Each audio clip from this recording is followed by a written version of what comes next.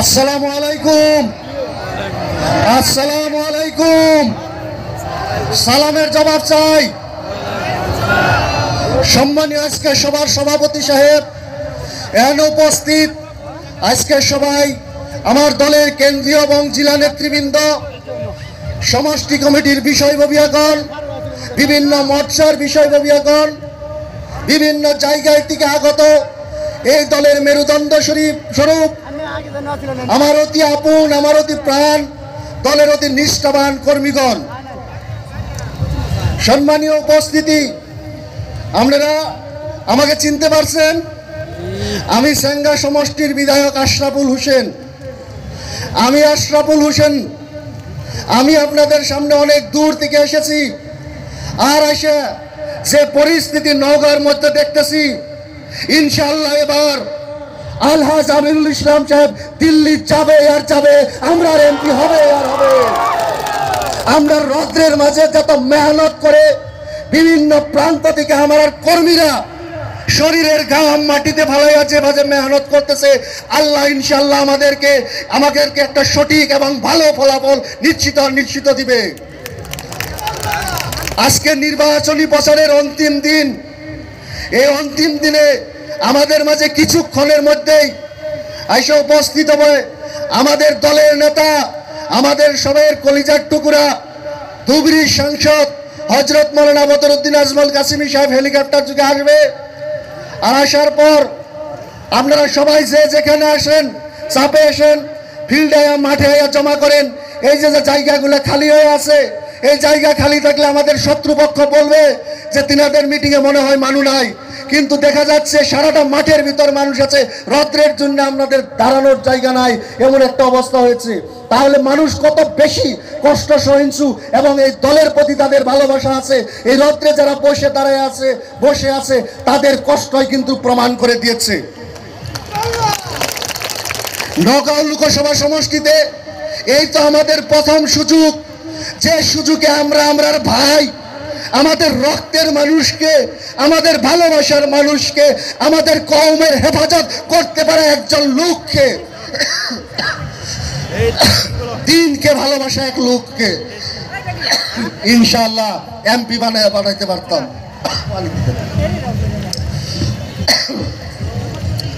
নওগাঁ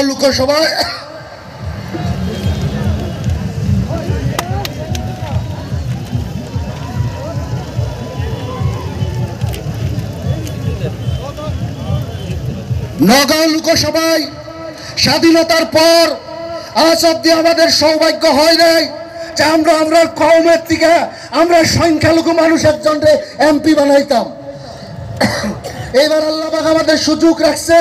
ডিলিমিটেশনের পর আমরা এখানে বেশ সংখ্যালঘু ভোটার রয়েছে, 3.5 লক্ষ থেকে বেশি সংখ্যালঘু ভোটার অধিক রয়েছে, যার জন্য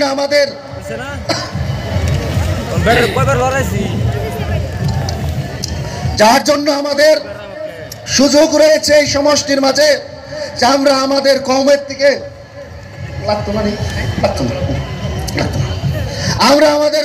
থেকে একজন মানুষকে ইনশাআল্লাহ এবারে এমপি বানাবো।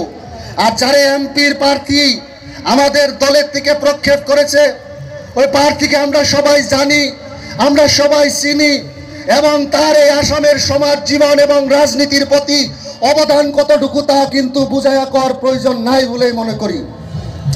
হাজী আমিনুল ইসলাম সাহেব আসামের রাজনীতির সর্বকালের একজন উল্লেখযোগ্য নেতা হিসেবে ইনশাআল্লাহ ইতিহাসে তার নাম লেখা থাকবে।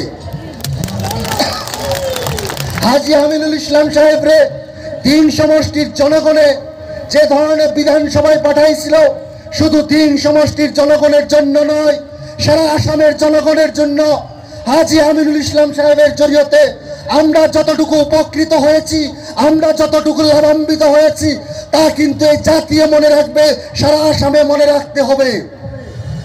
কারণ আপনারা জানেন হাজী সাহেবের যে বলিষ্ঠ কণ্ঠ, হাজী সাহেবের মানুষের প্রতি যে দায়বদ্ধতা, হাজী সাহেবের জনগণের প্রতি যে দায়বদ্ধতা, হাজী সাহেবের কওমের প্রতি যে দায়বদ্ধতা, হাজী সাহেবের সমস্যা রাজির প্রতি যে তার বুদ্ধগম্যতা, হাজী সাহেবের যে বিদ্যানতা, তার যে বাকপটুতা, সবকিছু আল্লাহ দিয়েছে। আর এমন একজন কুদরতি বান্দা আল্লাহ আমাদেরকে পাঠাইছে আমাদের নেতৃত্ব দেওয়ার জন্য। আর আমরা ভাবি তাকে আমরা পাই, আমরা খুশি। আর ইনশাল্লাহ ইনশাল্লাহ তাকে যদি পার্লামেন্টে পাঠাতে পারি, আমাদের অধিকারের কথা, আমাদের স্বাধিকারের কথা, আমাদের প্রাপ্যর কথা ইনশাল্লাহ গুঞ্জরিত হবে। ওই পার্লামেন্টে জানতে পারবে, সারা হিন্দুস্তান জানতে পারবে, সারা দেশ ও দুনিয়ারে ইনশাল্লাহ জানাইতে হবে।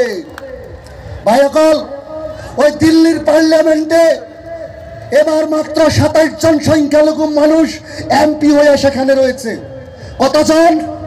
27 জন। আমরা কয়জন এমপি চিনি? সংখ্যালঘু এমপি আমরা জাতের, আমরা কমের। বদরুদ্দিন সাহেবের চিনি আমরা। আর যদি কেউ চিনি, কারে চিনি? আসাদুদ্দিন ওয়াইসি সাহেব, তাই তো? 3 নম্বর জনের নাম কইবার দিলে আমরা কইয়া পারতাম না।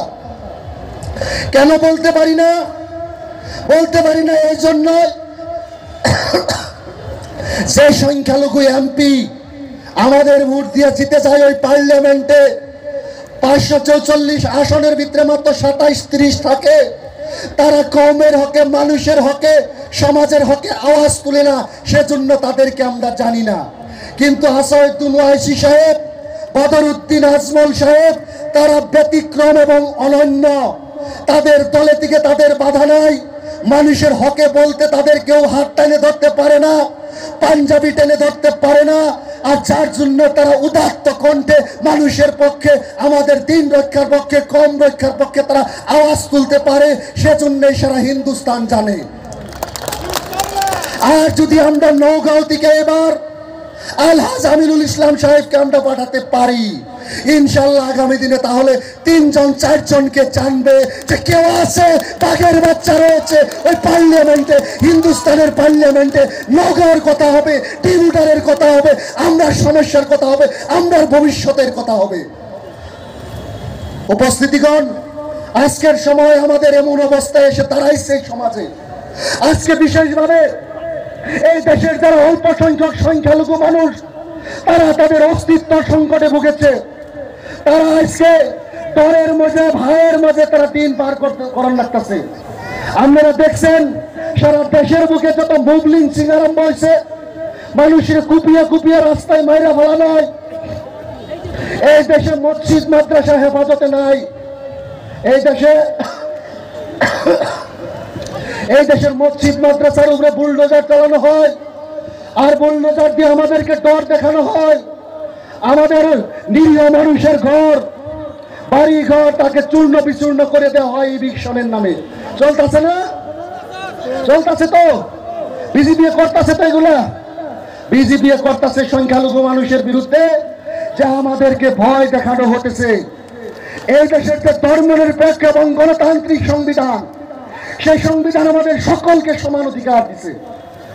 আর বিজেপি সরকার ক্ষমতায় আসার পর থেকে তারা আমাদের